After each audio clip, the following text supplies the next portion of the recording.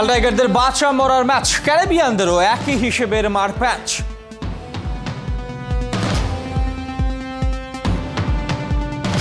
বিশ্বকাপে কেন ক্রিকেটাররা নিচে এত চাপ? সীমা ছাড়িয়ে যাচ্ছে ভক্তদের প্রত্যাশার মাপ।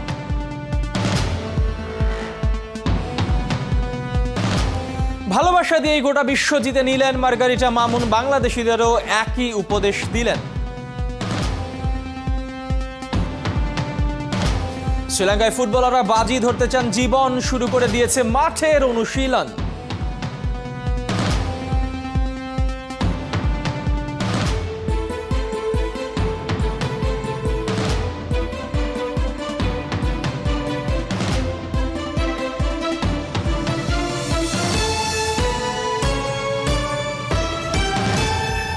স্বাগত খেলা যুগে আপনাদের সঙ্গে আছে আমি এহতেশাম সবুজ। শুক্রবার টাইগারদের বিশ্বকাপে টিকে থাকা শেষ সুযোগ। তৃতীয় ম্যাচে প্রতিপক্ষ ওয়েস্ট ইন্ডিজ, দুই দলই প্রথম জয়ে তাকিয়ে চাপ ভুলে নির্ভার থেকে ক্রিকেট খেলাটাই রিয়াদ মুশফিকদের জন্য সবচেয়ে বড় চ্যালেঞ্জ। শারজায় বাংলাদেশ সময় বিকেল 4টায় ম্যাচটা শুরু হবে। ম্যাচের আগের দিন টাইগারদের ঐচ্ছিক অনুশীলন থাকলেও শেষ পর্যন্ত তা বাতিল করা হয়েছে। বিস্তারিত জানাচ্ছেন নাহিয়ান বিন জোসেফ। টানা 2 ম্যাচে লঙ্কান সিংহ আর 3 লায়ন্সদের কাছে ধরাশায়ী হয়ে বেঙ্গল টাইগার্স এখন ক্লান্ত শ্রান্ত। সবার চোখে মুখে শুধুই হতাশার ছাপ স্পষ্ট। উড়ন্ত ফ্যালকনের ঠোকর খেয়ে জেগে ওঠে এবার কি টাইগাররা হুঙ্কার ছাড়তে পারবে? তৃতীয় ম্যাচে প্রতিপক্ষ যখন ওয়েস্ট ইন্ডিজ, তখন তো স্বপ্ন দেখাই যেতে পারে। টানা 2 ম্যাচে হেরে ক্যালিপসো সুরেও যে ছন্দপতন ঘটেছে, কিন্তু বড় চ্যালেঞ্জ অপেক্ষা করছে টাইগার বোলারদের জন্য। শারজায় লঙ্কানদের বিপক্ষে হারের ক্ষতটা এখনো টাটকা, যেখানে আশালঙ্কা রাজাপাকসেদের ক্যামিও বড় শিক্ষা। এবার পোলার্ড, ব্রাভো, গেলদের মুখোমুখি হতে হবে। টাইগারদের কাছে আছে কি কোনো টোটকা? না, আসলে যে জিনিসটা আমাদের শ্রীলঙ্কার সাথে আমরা ক্লোজ একটা ম্যাচ হেরেছি, এবং আমার কাছে মনে হয় যে আমাদের টুর্নামেন্টে টিকে থাকতে গেলে নেক্সট ম্যাচটা আমাদের জন্য অনেক বেশি ইম্পর্টেন্ট। তো আমরা ওইটার উপরে ফোকাস দিচ্ছি। আর সত্যিকার অর্থে বাংলাদেশ টিমের প্রতিদিন যে কোনো ম্যাচ খেলতে নামার আগে সবাই আমরা যেভাবে প্রতিটা ম্যাচে জেতার জন্য নিজেদের 100% দেওয়ার জন্য চেষ্টা করি, অবশ্যই নেক্সট ম্যাচেও এটাই চেষ্টা করব। বিশ্বকাপে বাজে পারফরমেন্সের জন্য টাইগাররা যতটা না সমালোচনায় বিদ্ধ হচ্ছেন, তার চেয়ে কয়েক গুণ বেশি লিটন দাসকে মুন্ডুপাত করা হচ্ছে। তাকে বাদ দেয়াতেই যেন সব সমাধান লুকিয়ে আছে।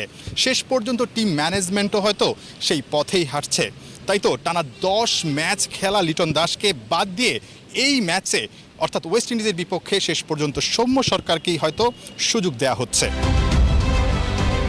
ইংল্যান্ডের বিপক্ষে দলের ব্যাটিং ডিপার্টমেন্টকে একেবারেই ছন্নছাড়া মনে হয়েছে। সৌম্য একাদশে ফিরলে দুর্দশার চিত্র আদৌ কতটা পাল্টাবে? ক্রিকেটারদের বডি ল্যাঙ্গুয়েজটা কি এবার আপ টু দ্য মার্ক দেখা যাবে? সবাই খুবই নিজের 100% দেওয়ার জন্য উদ্গ্রীব আছে, এবং আমার কাছে মনে হয় যে রেজাল্ট যেটাই হবে, রেজাল্ট তো খেলার শেষে দেখা যাবে। বাট আমার কাছে মনে হয় আমাদের 100% চেষ্টা করতে পারি, এবং যেহেতু ওয়েস্ট ইন্ডিজের সাথে লাস্ট যে 2-3টা সিরিজ হয়েছে আমরা টি-20-তে ভালো খেলেছি, তো আমার কাছে মনে হয় এটা আমাদের আরো বেশি অনুপ্রেরণা দেবে।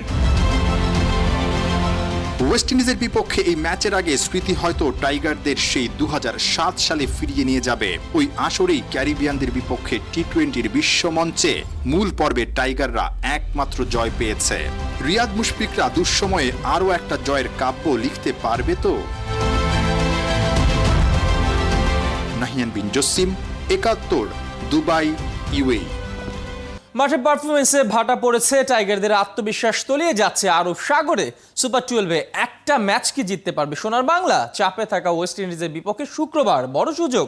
কেমন হতে পারে রিয়াদের পরিকল্পনা? ক্যারিবিয়ান পাওয়ার হিটিং রুখে দেওয়ার টোটকাটাই বা কি হবে? শারজা থেকে বিশ্লেষণ করেছেন আমাদের 3 সহকর্মী।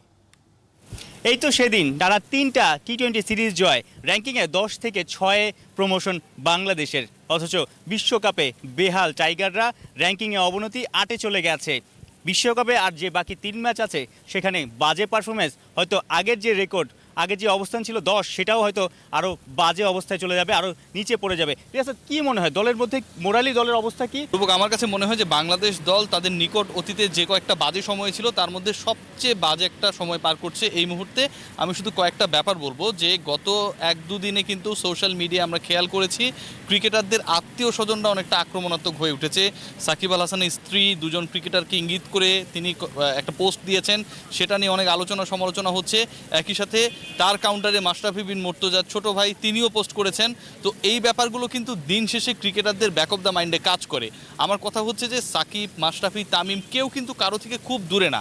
প্রবলেম যদি থাকে সেই জিনিসগুলোকে সোশ্যাল মিডিয়ায় না এনে তাদের আত্মীয় স্বজন কিংবা ক্রিকেটাররাও যদি এটার সাথে কোনোভাবে জড়িত থাকে, আমি জানি যে সাকিব, মাশরাফি, তামিম এগুলোর সাথে জড়িত না, আমার বিশ্বাস সেটা তারা নিজেদের মধ্যে এটাকে সলভ করে নিক। এই আলোচনাগুলো যখন আসে না, তখন কিন্তু অন্য ক্রিকেটার যারা তাদের উপরে একটা প্রভাব পড়ে এবং একই সাথে যারা ক্রিকেট সাপোর্টার্স তারাও কিন্তু অনেক বেশি দ্বিধা বিভক্ত হয়ে যায়। দলের মধ্যে বন্ডিংয়ে কিছুটা ঘাটতি লক্ষ্য করা যাচ্ছে। ব্যাটিংয়ের পারফরমেন্সও ঠিক তেমনই মনে হচ্ছে, কারণ 20 ওভারের খেলায় প্রায় 9 ওভারই ডট বল খেলেছে ইংল্যান্ডের বিপক্ষে বাংলাদেশ, যেটা স্ট্রাইক রোটেট, সিঙ্গেল বের করা, এই জায়গাটাতে ঘাটতি। বিশেষ করে আবুধাবিতে বড় মাঠেই সেটা লক্ষ্য করা গেছে। শারজা একটু ছোট মাঠ, উইন্ডিজের বিপক্ষে আসলে কেমন স্ট্র্যাটেজি হতে পারে নাহিয়ান? ইংল্যান্ডের সঙ্গে ম্যাচে কিন্তু শেষ দিকে এসে নাসুম আহমেদ 9 বলে 19 রান করেছে, অর্থাৎ তিনি পিচটাকে সেভাবে ব্যবহার করতে পেরেছেন। যারা আমাদের সলিড ব্যাটসম্যান আছেন তারা কিন্তু সেটা করতে পারেনি, অর্থাৎ এই জায়গাটায় বাংলাদেশের পরিকল্পনা এবং এক্সিকিউশনের একটা সমস্যা আছে। শারজায় ছোট মাঠ, এখানে এসে কিন্তু আপনাকে একেবারে ইউটার্ন নিতে হবে এবং খেলাটা কিন্তু ওয়েস্ট ইন্ডিজের সঙ্গে, যাদের কিনা বড় বড় বিগ হিটার রয়েছে। সুতরাং আপনাকে এই ম্যাচে অনেক বেশি হাই স্কোর, অর্থাৎ আপনি শ্রীলঙ্কার সঙ্গে যে রানটা করেছেন তার চেয়ে বেশি রান করার টার্গেট নিয়ে আপনাকে নামতে হবে। ওয়েস্ট ইন্ডিজ এবং বাংলাদেশ দুই দলই কিন্তু একই বিন্দুতে, কারণ দুই ম্যাচই দুই দল হেরেছে, আবার দুই দলেরই একজন করে পেসার ছিটকে গেছে বিশ্বকাপ থেকে। হোল্ডার এসেছে উইন্ডিজের স্কোয়াডে এবং বাংলাদেশের রুবেল। বাংলাদেশ নাকি ওয়েস্ট ইন্ডিজ, কে আগে বিশ্বকাপ থেকে বিদায় নিচ্ছে? তৃতীয় ম্যাচ যে হারবে স্বপ্ন শেষ হয়ে যাবে, সেমিফাইনাল রেস থেকে ছিটকে যাবে। সাইফুল রূপক, 71, দুবাই, আরব আমিরাত। কবে হাসি ফিরবে লিটনের ব্যাটে? অবশ্য কবে শেষ তার ব্যাট কথা বলেছিল তা মনে করতে গেলে মাথা খাটাতে হবে বেশ। টি-20তে ওপেনিং স্লটে নিয়মিত ব্যাটিংয়ে নামছেন আর ফিরে যাচ্ছেন মাঠের আলো হাওয়া বুঝে ওঠার ঠিক আগেই। শুরুটা ভালো হচ্ছে না বলে দলও বিপদে পড়ছে। খালিদ জামিল জানাচ্ছেন বিস্তারিত। টাইগার টিম ম্যানেজমেন্টের এক অদ্ভুত হেয়ালির নাম লেফট রাইট কম্বিনেশন। বোলিং এন্ডের মতোই ব্যাটিংয়েও একজন ডানহাতি ব্যাটসম্যান থাকলে যে কোনো মূল্যে অন্যজন বাঁহাতি হতেই হবে। নাইম শেখ আর তামিম ইকবাল দুজনে বাঁহাতি বলেই ওদের সাথে জুটি গড়ে নিয়মিত খেলে আসছেন ডানহাতি ব্যাটসম্যান লিটন কুমার দাস। কিন্তু ছাত্রের যতই প্রতিভা থাকুক, পরীক্ষার পর পরীক্ষায় ফেল করে গেলে একটা পর্যায়ে তো ওর ব্যাপারে কড়া সিদ্ধান্ত নিতেই হয়। বাংলাদেশ দলের ভালো ছাত্র লিটন দাসের হালও এখন অনেকটা তেমন। টি-20 বিশ্বকাপের এই বছরে কেবল এই ফরম্যাটটা নিয়েই কথা বলা যাক। টি-20তে লিটন সবশেষ 50 পেয়েছিলেন বছর দেড়েক আগে 2020 সালের মার্চে। জিম্বাবুয়ের বিপক্ষে ম্যাচে 60 রানে অপরাজিত ছিলেন। কিন্তু এরপর আরও 14 ম্যাচে 13 ইনিংস ব্যাট করেছেন লিটন দাস। একটা বাদে সবগুলোই খেলেছেন ওপেনার হিসেবে। সব মিলিয়ে মোট 140 রান তুলতে পেরেছেন, গড় 11-র মতো।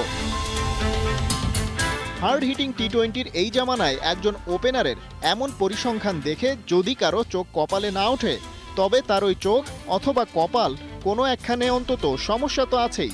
তারপরেও লিটন জাতীয় দলের অটো চয়েস।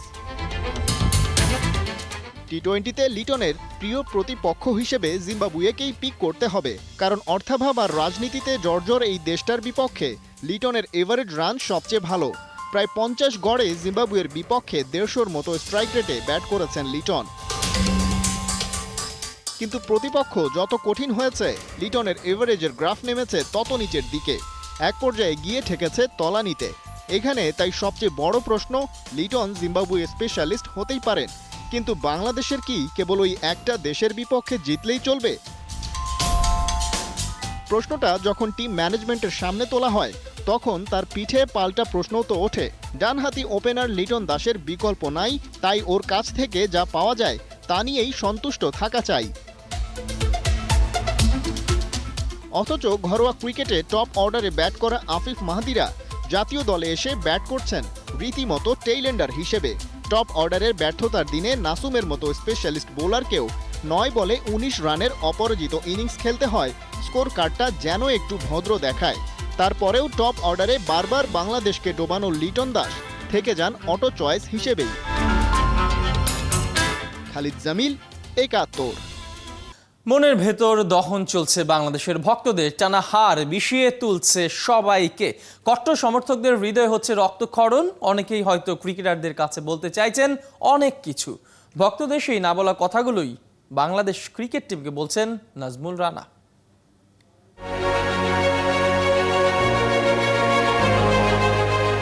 প্রিয় বাংলাদেশ, মন ভাঙা আয়নায় আর ব্যথা ভোলা যাচ্ছে না, কষ্টের পারদ-চড়া হৃদয়েও তাই সান্ত্বনার বসতি হচ্ছে না। হার জিত খেলারই অংশ, তবু কিছু হারে কষ্ট বাড়ে, আগুন লাগে সুখের সংসারে। আর সেই কষ্টের বেশাতিরাই ঝরে সমালোচনার ঝড়ে। কখনো সেই সমালোচনা হয় যৌক্তিক, আবার কখনো অযৌক্তিকও বটে। যেমন লিটন দাস, আপনি বলুন দিনের পর দিন আপনার ব্যাটে রান আসেনি, তবু কি মানুষ আপনার পাশে থাকেনি? অবশ্যই থেকেছে। সমালোচনার সমান প্রশংসাও চারদিক থেকে এসেছে। এখনো বাংলার মানুষ বলে লিটন নান্দনিক, টেকনিক্যালি অনেকটা নিখুঁত বটে। এবার লিটন আপনাকেই নতুন করে ভাবতে হবে, যেখানে আপনার শক্তির জায়গা সেখানেই দিনকে দিন আপনি আরো দুর্বল হয়ে পড়ছেন কিনা। পড়ালেখায় আপনি ভালো, কিন্তু পরীক্ষার খাতায় টেনে টুনে পাশ করতেও কষ্ট হয়। সেই মেধাকে আসলে কতদিন মেধা বলা যায়? পরীক্ষাটাও তো মেধা যাচাই এর একটা অংশই বটে। প্রিয় মুশি, আপনিও বাংলাদেশের বড় ভরসার নাম, তাই তো সবাই ভালোবেসে ডাকে মিস্টার ডিপেন্ডেবল। কিন্তু সেই ভরসায় যখন আঘাত লাগে তখন তো দিলে কষ্ট জাগে। আর সারাদিন যারা আপনাকে সাজায় ভালোবাসায়, তাদের কি এভাবে আয়নার সামনে দাঁড় করানো আপনাকে মানায়? সাকিব, আপনি কেবল বাংলার সেরা নন, বিশ্ব সেরা। কোটি মানুষের জান প্রাণ বাজির ঘোড়া। তাই আপনার রেকর্ডে যেমন সুখের জোয়ার আসে, তেমন ব্যাট বল না হাসলে ভক্তদের হৃদয় ভাসে। কাপ্তান মাহমুদুল্লাহ রিয়াদ, বড় ভার আপনার কাঁধে। গোটা বাংলাদেশ তাই আপনার দিকেই চেয়ে থাকে। সবাই জানে আপনি সাইলেন্ট কিলার, নীরব ছুরিতে প্রতিপক্ষকে করেন খুন। সংকটের মুহূর্তে দলকে টেনে তোলেন, জ্বালেন আগুন। অথচ আপনার নেতৃত্বে যখন দলটা নতজানু হয়, তখন তো সমর্থকদের খারাপ লাগা অস্বাভাবিক কিছু নয়। গায়ের ব্যথা পেন কিলারে কমে, কিন্তু কোটি ভক্তের হৃদয়ের ব্যথা কোন কিলারে কমবে বলুন? তাই এবার টাইগারদের খুনি মেজাজটাকে শান দিয়ে করুণ আর তীক্ষ্ণ, গর্জনে অর্জনে আরব আমিরাতকে কাঁপিয়ে তুলুন। আফিফ, সোহান, মেহেদী আরো যারা আছে তরুণ তুর্কি, তারাও এবার উঠুন জ্বলে। অভিজ্ঞতার সাথে তারুণ্য মিলেমিশে একাকার হোক, ব্যর্থতার পাহাড়টা জাগ গোলে। বাজিমাত হোক ব্যাট আর বলে। নামিবিয়ার মতো দল যখন চমক দেখায়, আফগানরা দেখায় ভেলকি, তখন বাংলার ক্রিকেটের এমন বেহাল দশায় ভক্তদের মনে হয় রক্তক্ষরণ। তাই সমালোচনাটাও কখনো হয়ে যায় এলোমেলো, হয় আবেগের অহেতুক বিস্ফোরণ। নাজমুল রানা, ৭১। চেষ্টা করছি, হচ্ছে না। নাসুব নয়, যেন পর্দার সামনে অসহায় টিম বাংলাদেশ। একের পর এক হারে বিপর্যস্ত পুরো দল, কোনো কিছুতেই যেন কাজ হচ্ছে না। খেলায় হার জিত থাকবেই, তবে এতটা চাপ কেন নিচ্ছে টিম বাংলাদেশ? এত প্রত্যাশাই বা কেন করছে সমর্থকরা? জানাচ্ছেন কোহিনুর কণা। ইংল্যান্ডের কাছে পাত্তাই পেল না বাংলাদেশ। ইংলিশ পরীক্ষায় ফেল করেছে টাইগাররা। গেল ম্যাচ হারের পর এমনই প্রায় সব দৈনিকের খেলার পাতার শিরোনাম। একটা করে ম্যাচ শেষ হয়, টাইগারদের শুরু হয় নতুন একটা পরীক্ষা। সাংবাদিকদের কাছে ম্যাচ পরবর্তী ভাইভা এক্সাম।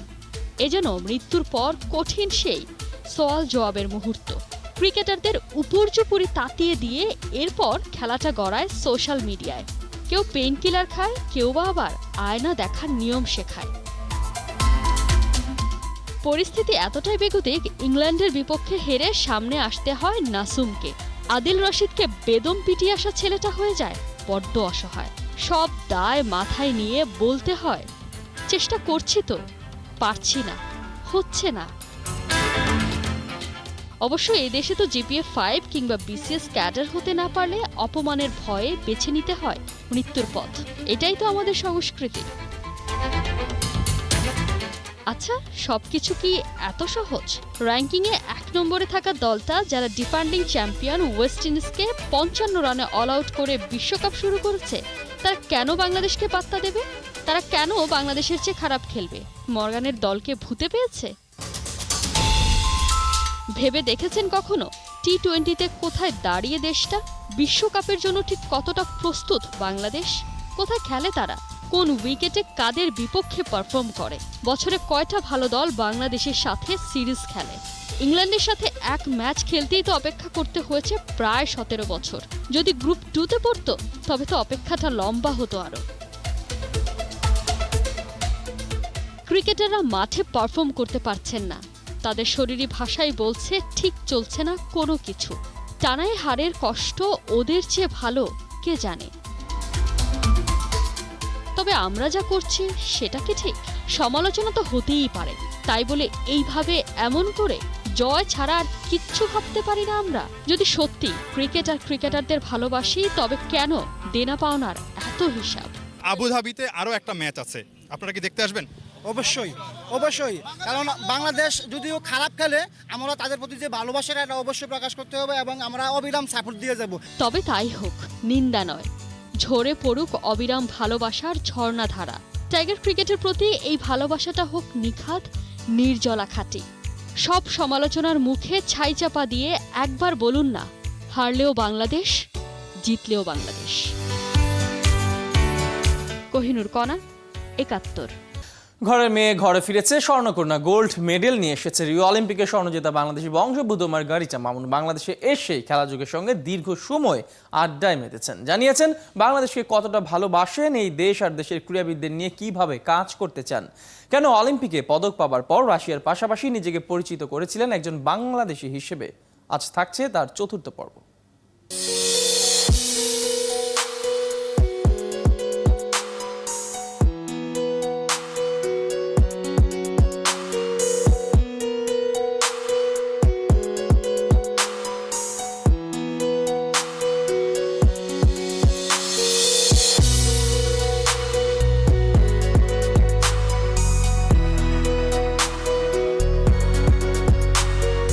মার্গারিটা মামুন কিন্তু বাংলাদেশে একা আসেননি, মার্গারিটা মামুন পুরো পরিবার নিয়ে এসেছে। এবার আমরা পরিচয় করে দিতে চাই মার্গারিটা মামুনের একদম কাছের যে মানুষ, তার হাজব্যান্ড অ্যালেক্সকে। অ্যালেক্সের কাছে আসলে জানতে চাই যে মার্গারিটা মামুনের সঙ্গে পরিচয়টা কিভাবে হয়েছিল আর পরিণয়টাই বা কিভাবে গিয়ে ঠেকেছে। Всем здравствуйте. 2013 সালে কাজানে অলিম্পিক ভিলেজে আমাদের পরিচয় হয়েছিল। এরপর আমাদের নিয়মিত কথা হতো, এভাবেই ভালোবাসা। তারপর আর দেরি করিনি, বিয়ে করে ফেললাম। В 2013 году в городе Казань в России. অ্যালেক্স কি আগে কখনো জানতো, মানে বিয়ের আগে কখনো জেনেছিল যে মার্গারিটা হাফ বাংলাদেশি? ও বললো যে পরিচয় হওয়ার আগে জানতাম না, পরিচয় হওয়ার পরে আমাদের বিয়ের আগে থেকে আমি জানতাম। আর সবচেয়ে বড় কথা, ওকে দেখতেই তো বাংলাদেশি লাগে।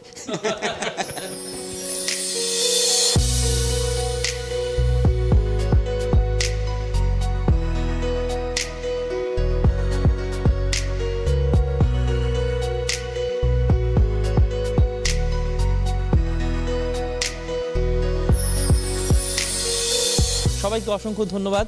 Margarita Mamun, very thank you to join us, and Alex as well, thank you very much. Last one word, আমি বাংলাদেশ ভালোবাসি। Thank you.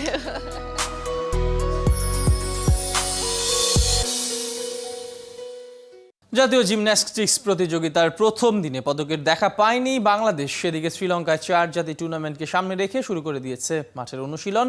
অনূর্ধ্ব 23 এশিয়ান কাপ বাছাই পর্বের দ্বিতীয় ম্যাচে বাংলাদেশের প্রতিপক্ষ স্বাগতিক উজবেকিস্তান। শেখ রাসেল আন্তর্জাতিক গ্র্যান্ড মাস্টার্স টুর্নামেন্টে সেরা 6 নেই বাংলাদেশের কোনো দাবাড়ু। দিনে সব খবর এক করে জানাচ্ছেন অর্ণব বাপি। বিশ্বমঞ্চে জিমন্যাস্টিক্সে বেশ পিছিয়ে বাংলাদেশ, তাই বলে হাল ছেড়ে দেওয়ার কোনো মানেই হয় না। চেষ্টা চালিয়ে গেলেই তো সম্ভাব্য লক্ষ্যে পৌঁছানো সম্ভব। খেলাটাকে এগিয়ে নিতে প্রয়োজন আরও বেশি পরিচর্যার। বঙ্গবন্ধু সাউথ সেন্ট্রাল জিমন্যাস্টিক্সে 6 দেশের লড়াই। প্রথম দিনে পদকের দেখা পায়নি বাংলাদেশ। আমরা আমাদের এখান থেকে একদম হোমগ্রোন ছেলে মেয়েকে নিয়ে আমরা গর্ব করতে পারবো, এই প্রত্যাশাই আমাদের সবাই থাকা উচিত। আমরা যারা স্পোর্টস অর্গানাইজার, কোনো কিছু নিয়ে হতাশ হলে চলবে না। সো জিমন্যাস্টিকটা আমি মনে করছি সম্ভাবনাই একটা স্পোর্টস, এটাকে নার্চার করলে পরে রেজাল্ট আসবে। As a president of Bangladesh gymnastics federation আমি ফুললি হ্যাপি হতে পারতেছি না। That is the thing. একটা যদি কিছু মেডেল পেতাম আমার আর বেশি ভালো লাগতো। বাট আমি আশাবাদী যে আমাদের নেক্সট যে গেমগুলোতে, যেটাতে বেশি আশা, তো তারা হয়তো ইনশাল্লাহ কিছু করবে। মাঠের অনুশীলনে ফিরেছে জাতীয় ফুটবল দল। ক্যাম্পে যোগ দেওয়া 14 জন ফুটবলারকে নিয়ে ক্লাস শুরু করেছেন coach Mario Lemos. Jamal Bhuiyan ডেনমার্কে আর তারিক কাজী ফিনল্যান্ডে। শনিবার দেশে ফিরে যোগ দেবেন জাতীয় দলের ক্যাম্পে। এদিকে প্রথমবারের মতো জাতীয় দলের সাথে অনুশীলন করেছেন কাতার প্রবাসী ফুটবলার নবাব। এএফসি অনূর্ধ্ব-23 এশিয়ান কাপের বাছাই পর্বে শুরুটা ভালো হয়নি বাংলাদেশে। কাতারের সাথে হেরেছে 1-0 গোলে। দ্বিতীয় ম্যাচে প্রতিপক্ষ স্বাগতিক উজবেকিস্তান। সকালে প্লেয়ারদের নিয়ে ম্যাচ অ্যানালাইসিস করেছি এবং ভিডিও সেশনে তাদেরকে দেখিয়েছি তাদের কি কি মিস্টেক ছিল, কোন কোন জায়গায় আমাদের আরো বেটার করা উচিত। আমরা আশা করি নেক্সট ম্যাচের জন্য সবাই রেডি আছে, সবাই সুস্থ আছে। ইনশাল্লাহ আমরা ভালো একটা প্রতিদ্বন্দ্বিমূলক ম্যাচ খেলবো। শেখ রাসেল আন্তর্জাতিক গ্র্যান্ড মাস্টার্স দাবা প্রতিযোগিতায় বিদেশের দাবারুদের দাপট। এই প্রতিযোগিতা থেকে 3 খেলোয়াড় একটি করে গ্র্যান্ড মাস্টার্স নর্ম অর্জন করেছেন। বৃহস্পতিবার বিজয়ীদের হাতে পুরস্কার তুলে দেওয়া হয়। অর্ণব পাপি, 71। এই ছিল এখনকার খেলা যুগে সরাসরি সংবাদ আর অনুষ্ঠান দেখতে থাকুন 71 ফেসবুক পেজ আর সাবস্ক্রাইব করুন 71 ইউটিউব চ্যানেলে। প্রতি মুহূর্তে আমরা জানাচ্ছি করোনা সর্বশেষ, ভয় নয় সচেতনতাই জয়।